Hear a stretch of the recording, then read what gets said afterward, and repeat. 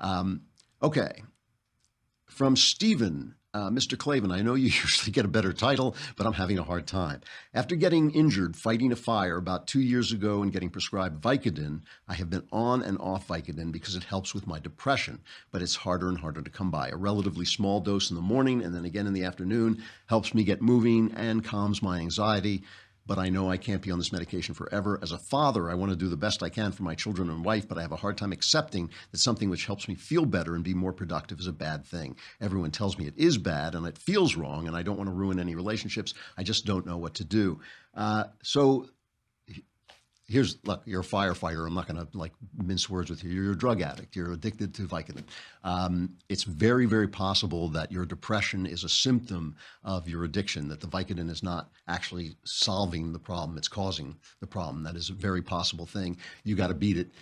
You're obviously a brave guy if you're fighting fires. So now you need to put that courage to work, especially for your children. You got to put that courage to work on a full court press on dumping this poison and getting it out of your system. It's very, very possible that you could use some help with this, either a rehab thing that'll get you off it and teach you new ways to live, and maybe even NA, Narcotics Anonymous, that will teach you how to be sober, because once you're on this stuff, you got to really live a clean life to get away from it.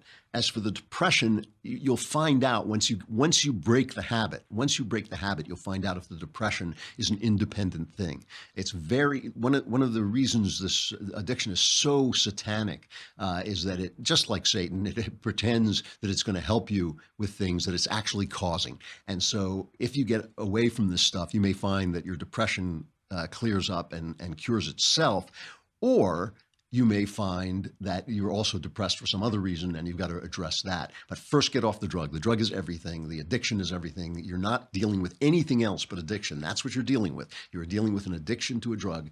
Get off it, and get help and do all the things that people who are addicted have to do. But you're a tough guy. You're a brave guy. You're a firefighter. Do not let this stand in the way of the life you're supposed to have and that God wants you to have. Get off it. And I got to say also, doctors are really bad with this stuff. Doctors who now give you a hard time if you want some antibiotics for an infection, which is nonsense. It's not going to help anything. It's not going to keep any of the germs from becoming more drug resistant. That's ridiculous, because first of all, you can walk into any urgent care center and get all the drugs you want, and their drugs are peppering your meat and all that stuff.